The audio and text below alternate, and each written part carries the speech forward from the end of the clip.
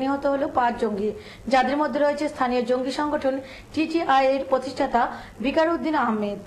তেলেঙ্গানার ওয়ারাঙ্গলে পুলিশের সঙ্গে গুলির লড়াইয়ে নিহত 5 জঙ্গি। এদের মধ্যে রয়েছে স্থানীয় জঙ্গি সংগঠন তেহরিক গালবা-ই-ইসলামের প্রতিষ্ঠাতা ভিকারুদ্দিন আহমেদ। ওয়ারাঙ্গল থেকে 80 কিলোমিটার দূরে জনগাঁওয়ে পুলিশের কাছ থেকে আগ্নেয়াস্ত্র ছিনিয়ে নেওয়ার চেষ্টা করে ওই জঙ্গিরা। তাদের আদালতে পেশ করার জন্য পুলিশের গাড়িতে ওয়ারাঙ্গল সেন্ট্রাল জেল থেকে হায়দরাবাদে নিয়ে যাওয়া হচ্ছিল। নিহত জঙ্গি ভিকারুদ্দিনের বিরুদ্ধে পুলিশের উপর হামলা চালানোর একাধিক অভিযোগ রয়েছে। বাকি 4 জনের বিরুদ্ধেও ভিকারুদ্দিনের সংগঠনের সদস্য হওয়ার অভিযোগ উঠেছে। ব্যুরো রিপোর্ট, খবর ত্রিপুরা। অন্ধ্রপ্রদেশের পুলিশের বিশেষ বাহিনীর গুলিতে মৃত্যু হল 20 জন লালচন্দন কাঠ পাচারকারী। মঙ্গলবার ভোরে চোরা শিকারী আর কুলিরা জঙ্গলের মধ্য দিয়ে যাওয়ার সময়ই পুলিশের বিশেষ বাহিনীর সঙ্গে সংঘর্ষ বাধে তাদের। অন্ধ্রপ্রদেশের পুলিশের বিশেষ বাহিনীর গুলিতে মঙ্গলবার চিত্তোরে প্রাণ হারালো 20 জন লালচন্দন কাঠ পাচারকারী। চন্দ্রগিরি মন্ডলের তিরুপরি পাহাড়ে বেশ কয়েকদিন ধরেই কাঠ পাচারকারীরা বেআইনিভাবে লালচন্দন গাছ কেটে গেলে আন্তর্জাতিক বাজারে চড়া দামে বিক্রি করছে। প্রশাসনের চিন্তা দিন দিন বাড়ছিল, কিন্তু কোনোভাবেই আটকানো যাচ্ছিল না এই পাচারকারীদের। সূত্রের খবর, মঙ্গলবার ভোরে চোরা শিকারী আর কুলিরা জঙ্গলের মধ্যে দিয়ে যাওয়ার সময় পুলিশের বিশেষ বাহিনীর সঙ্গে তাদের সংঘর্ষ বাধে। পাথর আর কুঠার নিয়ে পুলিশের উপর হামলা করে চোরা পাচারকারীরা। পুলিশ পাল্টা গুলি চালায়। এই সংঘর্ষে অন্তত 20 জন স্মাগলার এখনো পর্যন্ত প্রাণ হারিয়েছে বলে জানা গেছে। এই ঘটনায় অন্তত 20 জন স্মাগলার মারা গেছে।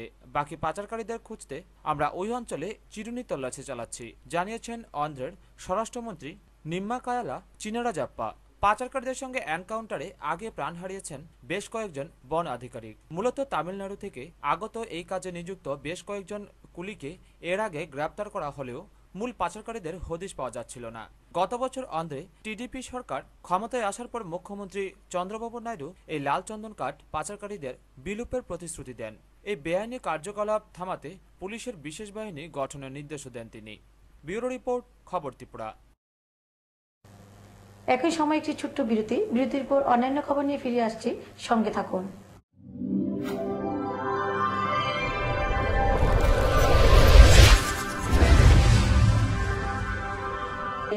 এই উপলক্ষে অনুষ্ঠিত চিকিৎসকদের নিয়ে শিক্ষামূলক সেমিনার দর্শক আসনে বসে উপভোগ করেন স্বাস্থ্যমন্ত্রী বাদল চৌধুরী, মন্ত্রী রতন ভৌমিক সহ অন্যান্য বিশিষ্টজনেরা। 7 এপ্রিল বিশ্ব স্বাস্থ্য দিবস। পৃথিবীর সমস্ত মানুষের শারীরিক ও মানসিক সুস্থতা সুনিশ্চিত করা এই দিবস উদযাপনের মূল লক্ষ্য। বিশ্ব স্বাস্থ্য দিবসের এবারের থিম খাদ্য সুরক্ষা। খাদ্য সুরক্ষা সম্পর্কিত বিষয়গুলি সম্পর্কে রাজ্যের মানুষকে অবহিত করা এবং গুণমান সমৃদ্ধ খাবার গ্রহণে উৎসাহিত করার পাশাপাশি স্বাস্থ্যবিধি সম্পর্কে সচেতন করে তুলতে উদ্যোগ নিল ত্রিপুরা সরকারের স্বাস্থ্য ও পরিবার কল্যাণ দপ্তর। রাজ্যের মূল অনুষ্ঠানটি হয় উদয়পুরে। এদিন স্বাস্থ্য ও পরিবার কল্যাণ দপ্তর এবং হেপাটাইটিস ফাউন্ডেশন অব ত্রিপুরার যৌথ উদ্যোগে উদয়পুরে হয় র্যালি, আলোচনা সভা, বিনামূল্যে হৃদরোগের চিকিৎসা এবং অবিভক্ত দক্ষিণ জেলার চিকিৎসকদের নিয়ে হয় শিক্ষামূলক সেমিনার। এদিন উদয়পুর জামতলা থেকে বিভিন্ন বিদ্যালয়ের ছাত্রছাত্রী, চিকিৎসা কর্মী, আশাকর্মীদের এক র্যালি শহরের নানা পথ পরিক্রমা করে পৌঁছায় রাজস্বী প্রেক্ষাগৃহে। র্যালিতে অংশ নেন সিএমও নিরুমোহন জমাতিয়া, এইচএফটির রাজ্য সভাপতি চিকিৎসক প্রদীপ ভৌমিক প্রমুখ। রাজস্বী প্রেক্ষাগৃহে বিশ্ব স্বাস্থ্য দিবসের এই বছরের থিম খাদ্য সুরক্ষার উপর অনুষ্ঠিত হয় আলোচনা সভা। তার সূচনা করেন কলকাতার প্রখ্যাত হৃদরোগ বিশেষজ্ঞ ডক্টর অঞ্জনলাল দত্ত। আজকের এই হেপাটাইটিস ফাউন্ডেশনে আজকের যে বিশ্ব স্বাস্থ্য দিবসের যে স্লোগান ফুড সেফটি, সেটা নিয়ে আলোচনা হলো। মূলত ফুড সেফটি বলতে আমরা বিভিন্ন রকম সংক্রমণ থেকে খাদ্যকে বাঁচিয়ে রেখে সংক্রমণহীন খাদ্য পরিবেশন করে কিভাবে মানুষকে সুস্থ রাখা যায়, সেটাই আলোচনার মূল বিষয়। কিন্তু খাদ্য নিয়ে যখন আলোচনা হয় তখন খাদ্যের বিষাক্ততা বা সংক্রমণের বাইরেও অন্যান্য বিষয় এসে যায় এবং সেরকমইভাবে আমরা আলোচনা করলাম কিছু কিছু খাদ্য আছে যেগুলো খেলে শরীরে কোলেস্টেরল বাড়তে পারে, রক্তচাপ বাড়তে পারে, মেদ বৃদ্ধি হতে পারে। অনুষ্ঠানে আলোচনার পাশাপাশি ছাত্রছাত্রীদের মধ্যে হয় মুক্ত কুইজ, রাজ্যের বিশিষ্ট শিল্পীদের দ্বারা গান, আবৃত্তি ও নৃত্য। রাজ্যে এডিসি নির্বাচনের আচরণবিধি লাগু থাকায় দর্শক আসনে বসে গোটা আলোচনা উপভোগ করেন রাজ্যের স্বাস্থ্যমন্ত্রী বাদল চৌধুরী, পানীয় জল ও স্বাস্থ্যবিধান দপ্তরের মন্ত্রী রতন ভৌমিক, বিধায়ক মাধব সাহা। বিশ্ব স্বাস্থ্য দিবস ও খাদ্য সুরক্ষার উপর আলোচনায় অংশ নেন চিকিৎসক অঞ্জল লাল দত্ত, স্বাস্থ্য ও পরিবার কল্যাণ দপ্তরের অধিকর্তা কানুলাল ভৌমিক সহ অন্যান্যরা। উদয়পুর থেকে শান্তনু বণিকের রিপোর্ট, খবর ত্রিপুরা। আগরতলা বিমানবন্দরের অফিসে নিখুঁতভাবে আবহাওয়ার পূর্বাভাস জানার অন্যতম একটি যন্ত্র হলো ডপলার রাডার। প্রায় 1 মাসের উপর হতে চলেছে, বিকল হয়ে পড়ে আছে, কিন্তু অফিসের ডিরেক্টরের কোনো হেলদোল নেই মেরামতের জন্য। আগরতলা বিমানবন্দরের আবহাওয়া অফিসের নিখুঁতভাবে আবহাওয়ার পূর্বাভাস জানার অন্যতম একটি যন্ত্র ডপলার রাডার বিকল প্রায় 1 মাসের উপর হতে চলল, কিন্তু এই বিষয়ে হেলদোল নেই অফিসের কর্মকর্তাদের, বিশেষ করে অফিসের ডিরেক্টর দিলীপ সাহার। বর্তমান সময়ে নিখুঁতভাবে আবহাওয়ার পূর্বাভাসের তথ্য জানার একটি অন্যতম উপকরণ হল ডপলার রাডার। সমগ্র উত্তর পূর্ব ভারতে মাত্র 2টি এমন অত্যাধুনিক ডপলার রাডার রয়েছে, যার মধ্যে একটি রয়েছে আসামের ডিব্রুগড়ের আবহাওয়া দপ্তরের অফিসে এবং অপরটি রয়েছে আগরতলা বিমানবন্দরের আবহাওয়া দপ্তরের অফিসে। কিন্তু আগরতলা আবহাওয়া দপ্তরের অফিসে ডপলার রাডারটি গত 7ই মার্চ থেকে বিকল হয়ে পড়ে আছে, তাই এটি থেকে আবহাওয়ার পূর্বাভাস সম্পর্কিত কোনো তথ্য জানা যাচ্ছে না বলে দপ্তর সূত্রে খবর। তবে এটি প্রায় 1 মাস ধরে বিকল হয়ে পড়ে থাকলেও কোনো হেলদোল নেই আবহাওয়া দপ্তরের আধিকারিকদের, বিশেষ করে এই অফিসের ডিরেক্টর দিলীপ সাহার। অন্তত তার কথাবার্তা থেকে এই কথাই মনে হয়। দপ্তর সূত্রে এই রাডার খারাপ হওয়ার বিষয়ে জানতে ফোনে যোগাযোগ করলে তিনি খানিকটা উত্তেজিত হয়ে বলেন, আগরতলার ডপলার রাডার খারাপ হলেও তেমন কোনো অসুবিধা হচ্ছে না। এমন একটি ডপলার রাডার রয়েছে কলকাতার আবহাওয়া দপ্তরের অফিসে। আগরতলা আবহাওয়া অফিস প্রয়োজনে কলকাতার আবহাওয়া অফিসের ডপলার রাডার থেকে প্রয়োজনীয় তথ্য সংগ্রহ করে থাকে। কবে নাগাদ আগরতলার ডপলার রাডারটি ঠিক হবে তাও তিনি জানতে পারেননি। যদি ধরে নেওয়া যায় যে আবহাওয়া দপ্তরের ডিরেক্টরের কথাই সত্য, আবহাওয়ার পূর্বাভাস জানার জন্য ডপলার রাডারের কোনো প্রয়োজন নেই, তবে কেন কেন্দ্রীয় সরকার অত্যাধুনিক এই রাডারটি আগরতলায় স্থাপন করলো? যান্ত্রিক জিনিসের ত্রুটি দেখা দিতেই পারে, তবে এই ঘটনাকে এভাবে চেপে যেতে চেষ্টা করছে কেন আগরতলা আবহাওয়া দপ্তর? ব্যুরো রিপোর্ট, খবর ত্রিপুরা। তেলেমুড়া মহারানী 11 নং কেন্দ্রের বামফ্রন্টের প্রার্থী মঙ্গলবার মহকুমা শাসকের কার্যালয়ে মনোনয়ন জমা দেন। প্রার্থী তার জয়ের জন্য 100% আশাবাদী। তেলেমুড়া মহারানী 11 নং কেন্দ্রের বামফ্রন্টের প্রার্থী ধনঞ্জয় দেববর্মা মঙ্গলবার 12টা নাগাদ মহকুমা শাসক তথা আরও বিম্বিসার ভট্টাচার্যের হাতে মনোনয়নপত্র জমা দেয়। এই দিন মনোনয়নপত্র দাখিল অনুষ্ঠানে উপস্থিত ছিলেন মৎস্য সমবায় মন্ত্রী খগেন্দ্র জমাতিয়া ও তেলেমুড়া বিভাগীয় কমিটির সম্পাদক সুধীর সরকার। এদিন তেলেমুড়া বিভাগীয় সিপিএম পার্টি অফিস থেকে একটি মিছিল সংগঠিত করে চাকমাঘাটস্থিত মহকুমা শাসকের কার্যালয়ে পৌঁছায়। সেখান থেকে বামফ্রন্টের প্রার্থী ধনঞ্জয় দেববর্মা মহকুমা শাসক তথা আরও বিম্বিসার ভট্টাচার্যের কাছে মনোনয়নপত্র দাখিল করে। এদিকে ধনঞ্জয় দেববর্মা এক সাক্ষাৎকারে জানায়, জয়ের প্রতি আশাবাদী। পাহাড়ের বসবাসকারীরা ওনাকে বিপুল ভোটে জয়ী করবেন। এ রাজ্যে শান্তি সম্প্রীতির মধ্য দিয়েই উন্নয়ন সম্ভব। এটাকে অক্ষুণ্ণ রাখতে এবং আরও বেশি ভোট পেতে প্রচারে যাচ্ছেন বামফ্রন্ট দল। নির্বাচন আমরা চাই এই রাজ্যের মধ্যে শান্তি সম্প্রীতি বজায় থাকুক, ঐক্যতা বজায় থাকুক, কারণ উন্নয়নের প্রথম সত্যই হচ্ছে শান্তি সম্প্রীতি। এটা থাকলে উন্নয়ন উন্নতি করা যায়, এটা আমাদের বিগত দিনের অভিজ্ঞতা। আমরা নিশ্চিত আমাদের এডিসির 28টা আসনের মধ্যে বামফ্রন্টের প্রার্থীরা বিজয়ী হবেন, এটা আমরা নিশ্চিত। আমাদের এই নির্বাচনে আরও বেশি ভোট বাড়ানোর জন্য আমরা নির্বাচনে প্রচারে যাচ্ছি। আগামী দিনের মানুষের উন্নয়নকে গ্যারান্টি করার জন্য, বামফ্রন্ট সরকারের উন্নয়নটাকে মানুষের কাছে নিয়ে যাওয়ার জন্য আমরা এবারে প্রচারে শুধু ভোট বাড়ানোর জন্য আমরা প্রচার নিয়ে যাচ্ছি। এর সঙ্গে সঙ্গে আমাদের রাজ্যের মধ্যে শান্তি সম্প্রীতি বিনষ্ট করার জন্য যে একটা চক্রান্ত এখানে যারা বিরোধীরা ষড়যন্ত্র করছেন, এর বিরুদ্ধে এই নির্বাচন আমাদের সরকার আমরা নিয়ে যাচ্ছি। ব্যুরো রিপোর্ট, খবর ত্রিপুরা। বিজেপি ত্রিপুরা প্রদেশ কমিটির উদ্যোগে 6 দফা দাবির ভিত্তিতে সোনামুড়া মহকুমা শাসকের নিকট এক ডেপুটেশন দেওয়া হয়। সংগঠিত হয় পথসভা ও মিছিল। মঙ্গলবার দুপুরে সোনামুড়ায় বিভিন্ন 6 দফা দাবির ভিত্তিতে ভারতের জনতা পার্টি ত্রিপুরা প্রদেশ কমিটির উদ্যোগে মিছিল, পথসভা ও ডেপুটেশনে মিলিত হয় অসংখ্য নারী পুরুষ। এদিন প্রথমে সোনামুড়া শহরের বোকচিরে এক বিশাল মিছিল শহরে বিভিন্ন পথ পরিক্রমা করে সোনামুড়া আউটডোর চৌমুনিতে এসে মিলিত হয়। এরপর সোনামুড়া মন্ডল কমিটির সভাপতি হরেকৃষ্ণ দাসের নেতৃত্বে 11 জনের একটি প্রতিনিধি দল মহকুমা শাসকের সঙ্গে মিলিত হয়ে দাবি সনদ তুলে দেন। এদিনের দাবিগুলির মধ্যে উল্লেখযোগ্য ছিল যে আসন্ন স্বশাসিত জেলা পরিষদের নির্বাচনে রাজ্যের টিএসআর বাহিনী এবং কেন্দ্রীয় নিরাপত্তা বাহিনী নিয়োগ করতে হবে। রাজনৈতিক দলের নেতৃবৃন্দ ও কর্মীরা যাতে নির্ভয়ে নির্বিঘ্নে পূর্ণ নিরাপত্তার মধ্যে নির্বাচনী ক্রিয়াকর্ম ও প্রচার কার্য চালাতে পারে সেই পরিবেশ সৃষ্টি করতে হবে প্রমুখ। এদিনের এই সকল কর্মসূচিতে উপস্থিত ছিলেন বিজেপি রাজ্য কমিটির সদস্য সুবল ভৌমিক সহ অন্যান্য বিজেপি নেতৃত্বরা। এদিনের এই উল্লেখিত দাবিগুলি নিয়ে আলোচনা করতে গিয়ে বিজেপি রাজ্য কমিটির সদস্য সুবল ভৌমিক বলেন, কোনো কাজ হয় না, একটা ন্যূনতম কর্মচারী নিয়োগ করার ক্ষমতা নেই এই জেলা পরিষদে। ভারতবর্ষে বিভিন্ন অটোনোমাস কাউন্সিল যেখানে যেখানে আছে সেই সব জায়গাতে কলেজ পর্যন্ত এই ডিস্ট্রিক্ট কাউন্সিলের অধীনে আছে। এখানে 31% মানুষ জেলা পরিষদ এলাকায় বসবাস করেন। কি রাজ্যের ওই গ্রাম পাহাড়ের উপজাতিরা গিয়ে থাকবে? তাই আমরা দাবি করেছি স্বশাসিত জেলা পরিষদকে কেন্দ্রীয় সরকার সরাসরি অর্থ প্রদান করতে হবে।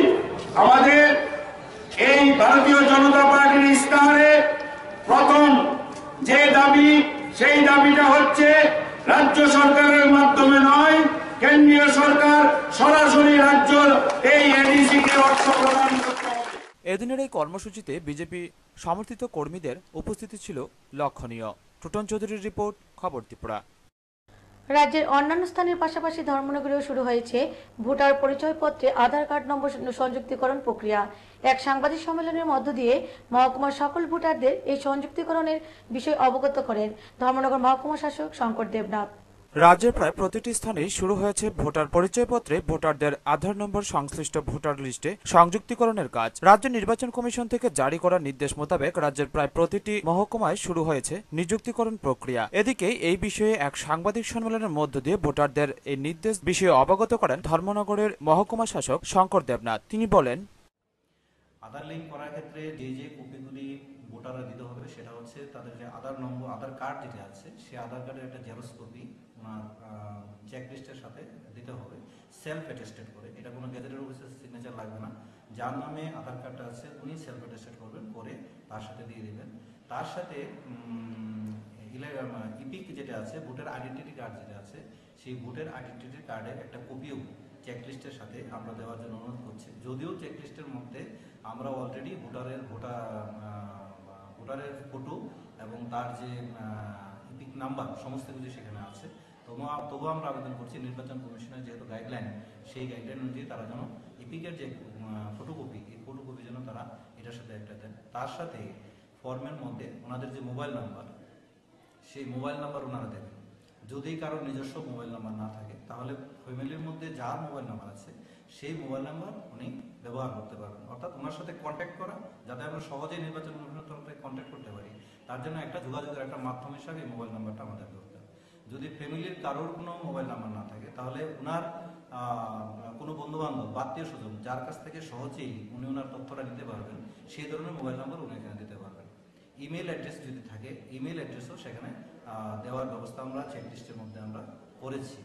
তো সেক্ষেত্রে ভোটার যারা আছেন তারা যদি মনে করেন যে না আমরা উল্লেখ্য, প্রতিটি মহকুমাতেই দ্রুততার সঙ্গে চলছে এই আধার কার্ডের নম্বর সংযুক্তিকরণ প্রক্রিয়া। বিএলওরা যথেষ্ট একনিষ্ঠভাবে বাড়ি বাড়ি গিয়ে সংগ্রহ করছেন ভোটারদের আধার নম্বরের প্রতিলিপি। উল্লেখ্য, আগামী 25 এপ্রিলের মধ্যেই ভোটারদের তাদের আধার কার্ড নম্বর নির্দিষ্ট তথ্যগুলি সহ বিএলওর নিকট জমা দেওয়ার আবেদন জানান মহকুমা শাসক Shankar Debnath. ECI link bracket space bracket close EPIC number bracket space Aadhaar number, এই হচ্ছে SMS করার পদ্ধতি। আমি আবার বলছি যেভাবে SMS করতে হবে। ইসিআই লিঙ্ক ব্র্যাকেটে space bracket close EPIC number, ইপিকটা হবে বড় হাতের, বাকিগুলো সব ছোট হাতের হবে, নাম্বার ব্র্যাকেটে হবে স্পেস ব্র্যাকেট ক্লোজ, তারপরে আধার নাম্বার, সবটাই ছোট হরফের হবে। শুধুমাত্র ইসিআই লিঙ্ক এবং ইপিক এই দুটো ওয়ার্ড ক্যাপিটাল লেটার হবে। এই লিঙ্কের মধ্যে তারা। ব্যুরো রিপোর্ট, খবর ত্রিপুরা। আবারও এক বিরল প্রজাতি চিতাবাঘের ছানা উদ্ধার হলো সোনামুড়া ময়নামা এলাকা রাবার বাগান থেকে। আবারও এক বিরল প্রজাতি চিতাবাঘের ছানা উদ্ধার হলো সোনামুড়া ময়নামা এলাকা থেকে।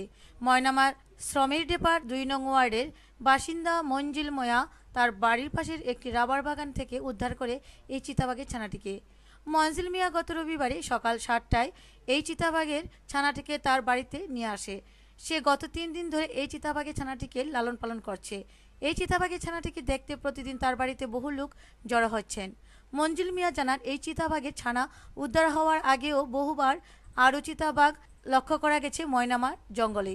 গত রবিবার দিন সকাল 7টার দিকে আমার রবার বাগানের দিকে রওনা দিয়েছি। বাগানে যাওয়ার পর দেখতেছি যে বাচ্চাটা একলা সিঙ্গেল এটা হাঁটতে আছে। দেখে ভাবলাম যে এটা কি এর বাচ্চা হতে পারে, মানে একটা সৌন্দর্য লাগতেছে। এর বনের মধ্যে তো অনেক জীবজন্তু আছে, দেখলাম যে আসলে অনেক জীবজন্তু আমরা যাই একটু বনের লোক গ্রামের বাসী হিসাবে চিনি, এটার একটা আনকমন মনে হইতেছে এমন। তাই বলি এটা অনেকক্ষণ প্রায় আধা ঘন্টা নাগাদ দৌড়াইলাম, ধরতে পারতাছি না। তাই এরপর এটা জমিনের দিকে দূরে নামাইলাম। তো সামনে আরো 2জন লোক ছিল, তাদের কইছি এরা ধান খেতে আলি দিয়া জমিনে রওনা দিছে। রওনা ধান খেতে আলি ওদের ফালাইয়া তো এখানে আমরা 2-3 জনে মিলে এটারে রশি দিয়া বান্ধা বাড়িতে আনছি। আনার পরে আজকে গ্রামবাসী সবাই আইতেছে, দেখতে আছে। 80% লোকজনে কইতেছে যে এটা বাঘ, বলতে চিতাবাঘ। এদের পাশে যে বাড়ির এক বয়স্ক লোক তাই নিয়ে বললো, আবার আমাদের বাড়ির পাশে যে আবিদ আলী মেম্বার সাহেবের ছেলে তাই নিয়ে বললো যে ওই দিন এক লোকে নাকি কইছে ঘুর ছড়াইতে গেছে রে বড় বাঘটা দেখছে। এই তো মাস 2-3 মাস আগে বড় বাঘটা দেখছে। তো দেখাতে তো এরপরে তারা বাড়িতে নিয়ে গেলাম বাঘটা। আমরা রাত্রে 7টা-8টার দিকে নিয়ে গেছে রে। তারা বাড়ির পুরুষ মহিলা এবং যতজন আছে 80% মানে সবাই কইতেছে যে এটা বাঘ কমন। মঞ্জিল মিয়ার স্ত্রী রুজিনা বেগম জানান, তারা এই বাঘছানাটিকে খুব যত্ন সহকারে লালন পালন করছেন। ছেলেরা আমার ছেলেমেয়েরা খেলা করে খেলা করে, এটা আনছি, মাংস দিয়েছি, মাংস খাইছে, দুধ দিছি, দুধ খাইছে, বিস্কিট টিস্কিট খায় না, দুধ খাইছে। এটা আন্নার পর অনেক সৌন্দর্য আসলো, মোটা আসলো। আজকে 3 দিনে এটা অনেক সুখ হয়ে গেছে, রোগা হয়ে গেছে গা। লইয়া যাক, নাহলে আমরা এটা খিতা করে এটা মরে যাবো গা, বা রোগা হয়ে গেছে গা। আমরা চাইতেছি যে পরের জীবনটা এটা লইয়া যাক। তবে এলাকার কিছু অংশ মানুষ বলছে এই চিতাবাঘের ছানা নয়, অন্য কিছু। আবার কিছু অংশ মানুষ বলছে এটি একটি চিতাবাঘের ছানা। এই ছানাটির দেহের গঠন, মুখের আকৃতি, চলাফেরা সম্পূর্ণ বিরল প্রজাতির চিতাবাঘের মতো। তবে যাই হোক না কেন, সকলের এই দাবি বন দপ্তরের হাতে তুলে দেওয়া হোক এই চিতাবাঘের ছানাটিকে। সঙ্গে আরও দাবি উঠছে যে সোনামুড়া ও তার আশপাশ এলাকার জঙ্গলগুলিতে এখনও বহু বিরল প্রজাতির প্রাণী রয়েছে। এই প্রাণীগুলি যাতে বাঁচার জন্য সঠিক পরিবেশ পায়, সেই দিকে বন দপ্তর যাতে সুদৃষ্টি দেয়। টুটন চৌধুরীর রিপোর্ট, খবর ত্রিপুরা। 2 দিনের প্রবল বৃষ্টিতে সবজি চাষে ব্যাপক ক্ষয়ক্ষতির সম্মুখীন কমলপুরী সবজি চাষিরা। দপ্তর নিরভূমিকায় ক্ষুব্ধ চাষিরা। গত কয়েকদিনের ঝড় বৃষ্টিতে ব্যাপক ক্ষয়ক্ষতি হয়েছে সবজি চাষিদের। উচ্ছে, বরবটি, মিষ্টি কুমড়ো, মরিচের ব্যাপক ক্ষতি হয়েছে বলে সবজি চাষিদের দাবি। চাষিরা জানান, প্রশাসনিকভাবে দপ্তরের ভূমিকা না থাকায় তারা আর্থিকভাবে ক্ষতির সম্মুখে পড়েছে। কমলপুর মহকুমার কৃষিপ্রবণ এলাকাগুলোতে গত কয়েকদিনে ভারী বৃষ্টিপাতের ফলে সবজি ক্ষেতে ব্যাপক ক্ষয়ক্ষতি হয়েছে। এলাকার চাষিদের বক্তব্য, ভারী বৃষ্টিপাতের ফলে তাদের উচ্ছে, বেগুন, পটল, বরবটি, ঝিঙে, মিষ্টি কুমড়ো গাছগুলো জলের তলায় পড়ে রয়েছে। স্বাভাবিক কারণে সবজি ক্ষেতে গাছের গোড়ায় জল জমে রয়েছে। এই 2-1 দিনের মধ্যে গাছের গুঁড়ি থেকে জল না নামলে গাছের গোড়ায় পচন ধরতে পারে। তবে এদিকে কয়েকদিনের ভারী বর্ষণে মিষ্টি কুমড়ো গাছগুলো জলের তলায় থাকায় অধিকাংশ মিষ্টি কুমড়োতে পচন ধরেছে। ফলে হাজার হাজার টাকার মিষ্টি কুমড়োর ক্ষতি হচ্ছে। সবজি চাষিদের বক্তব্য, কৃষি দপ্তর থেকে এ ব্যাপারে এখনো পর্যন্ত কোনো খোঁজ খবর নেওয়া হয়নি। অতীতেও খোঁজ খবর নেয়নি বলে দপ্তরের বিরুদ্ধে তারা ক্ষোভ প্রকাশ করেন। ভারী বৃষ্টিতে প্রচুর ফসল নষ্ট হয়েছে। দেখেন জলে ক্ষেতের মধ্যে জলে ভর্তি। লাউ কুমড়া বেশা রয়েছে, বেগুন ক্ষেত জলে ডুবে রয়েছে, মরিচ ক্ষেত জলে রয়েছে, মরিচ ক্ষেত পুচ্চা শেষ। এইভাবে ফসল নষ্ট, উস্তা ক্ষেত জলের তলে ফিরে রয়েছে। কৃষি দপ্তর এই ব্যাপারে আপনাদের কোনো সাহায্য করেছে? না, কোনো সাহায্য করছে না, আইসেও না, আয়া দেখছেও না কৃষি দপ্তর। অতীতে কি করতো এরকম সাহায্যের জন্য? না, করতো না। এখানে 2 দিনে ভারী বৃষ্টিপাতে লাউ, মরিচ, তারপরে এই লচ্ছই, উস্তা, এটা সব কিছু জলের তলে। সবই দেখেন না, এদিকে জলের তলে সবকিছু জল। আচ্ছা, আপনারা কি এগ্রিকালচারে জানিয়েছিলেন বিষয়টা? এগ্রিকালচারে থেকে তো লোক তো আইসে না, এমনি জানাইছে না। এগ্রিকালচার কি সাহায্য করে এইসব ব্যাপারে? না, এইসব ব্যাপারে কোনো সাহায্য করে না এগ্রিকালচার। অন্যদিকে সালেমা কৃষি মহকুমা আধিকারিক রাজীব দে জানান, এপ্রিল মাসের শুরুতে 6 দিনে 200 মিলিমিটার বৃষ্টি হয়েছে। তিনি সবজি চাষিদের উদ্দেশ্যে বলেন, গ্রীষ্মকালীন সবজি পটল, ঝিঙে, কাঁকরোল ফসল যারা লাগিয়েছেন তারা যেন জমির নালা পরিষ্কার করে রাখে। তাছাড়া তিনি কৃষকদের প্রতি আবেদন করেন কৃষি দপ্তরের সঙ্গে যোগাযোগ করে তারা যেন বিভিন্ন ওষুধ ব্যবহার করেন। একটু আগে লাগিয়েছেন ঢেঁড়স জাতীয় বা অন্য সবজি, তাদেরও একই ব্যাপার যে জল যাতে কোনো অবস্থাতেই খেতে দাঁড়িয়ে না থাকে। এমনিতেই কৃষক ভাইরা সবজি একটু উঁচু জায়গাতেই করেন, তো ওই খেয়ালটা ওনারা রাখেন। তাই এটা একটু রাখতে হবে খেয়ালে যে জল কোনোভাবেই যাতে না দাঁড়িয়ে থাকে।